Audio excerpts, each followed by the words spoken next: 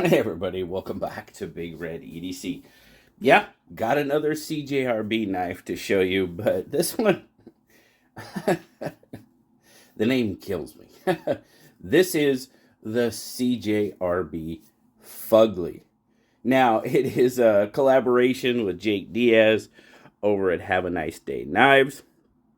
And um, I, I'm guessing Jake named this knife, this model, his design. But, you know, and some of you may agree that it definitely resembles its namesake. I got to tell you what, I'm kind of digging it, to be perfectly honest with you. So, what does this fugly knife give us? Well, as you can see, you've got G10 going on there. It's got some really, really good texturing going on the G10. It gives you a great grip for sure. Open construction. You've got the classic CJRB hidden lanyard post right there. You can put it through, or hidden lanyard hole, I guess I should say. The post is usually there. You've got a loop over clip, which it's pretty decently deep carry for sure. It is not reversible though. It is a right hand tip up carry only. Now, as we go through and we feel the knife, feel it around, it's chamfered off everywhere it should be. It's very nicely done. Even up here on the front flipper, you've got some very good jimping going on there. It's aggressive, but not too aggressive. I'm really not getting any sharp spots off of it, which is very, very good. Yeah, overall fit and finish. Double check the centering. Yep, looks like it's pretty much dead on center to me. As far as fit and finish go, the knife's not fugly. Not at all. You've got an dual thumb studs, and you kind of got a star there on the thumb stud, which I'm kind of digging on that. I gotta check. I wonder if Jake's from Texas. I don't know. I'll have to look that up. But you've got the star on the thumb, and they're gold, so it gives you a little pop of color. Let me know down in the comments, what do you think of that? That's really the only pop of color you have on this model, for sure. Dual thumb studs, as I said, for deployment. You also have the front flipper if some of you are ambidextrous, not ambidextrous, but if you're able to, which I am not, you might be able to come over and top flip it. Definitely, I cannot do that. But it jumps out there pretty nicely on those thumb studs. It's definitely a dropper, for sure. Detent feels pretty darn good. It does front flip okay.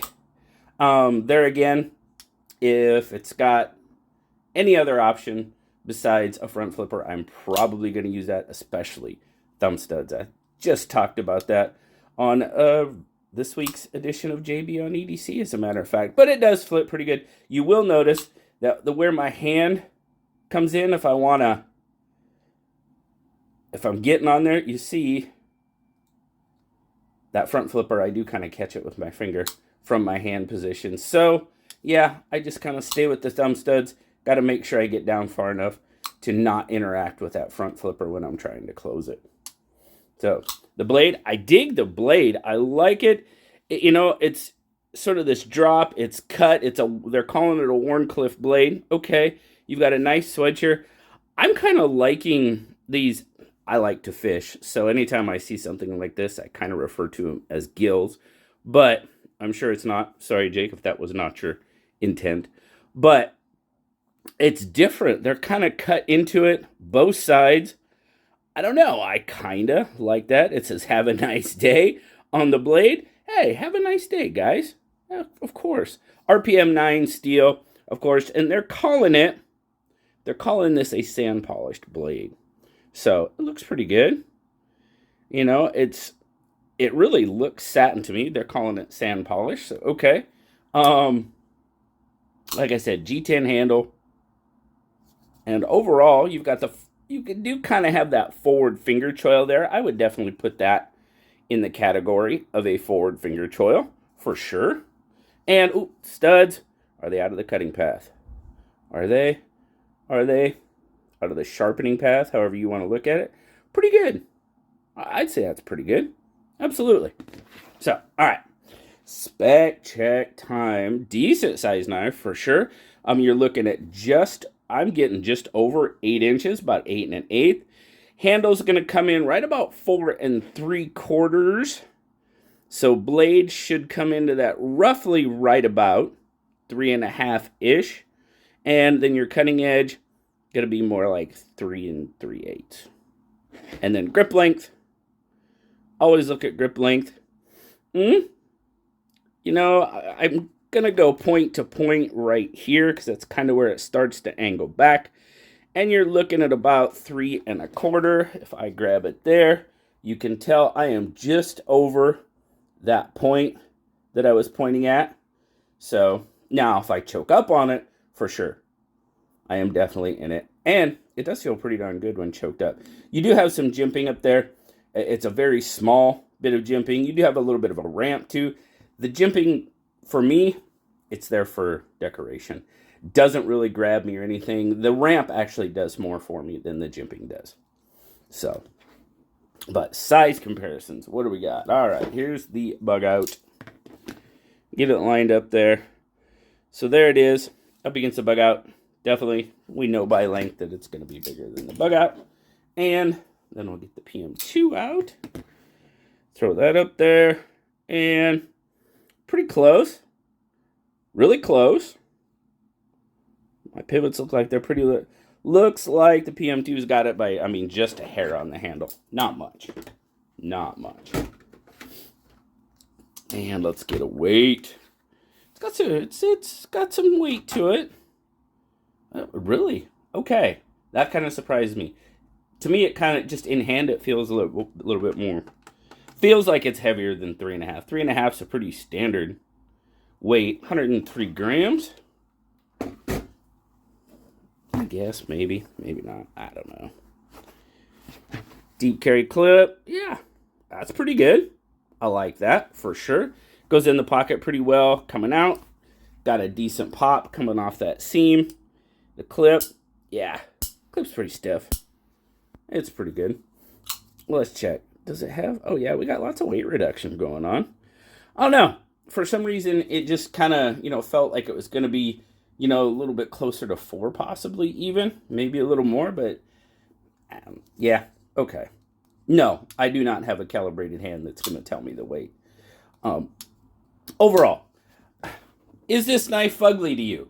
That's the question. And if you're not really familiar with fugly, okay, I guess maybe that question might not apply. I don't know. It's definitely different. The handle, it's got curves. I like curves. Blade, it's got curves. I like curves. The only thing that kind of stands out to me is, of course, obviously, the thumb studs. They're gold where everything else is black and, silver metal color. So, is it fun? It's not. To me, it is not. But that is the question. That is the question I would like you to answer down in the comments. Is it fugly? Is it fugly to you? It's super comfortable in hand, 100%. Pocket clip, not an issue. Like I said,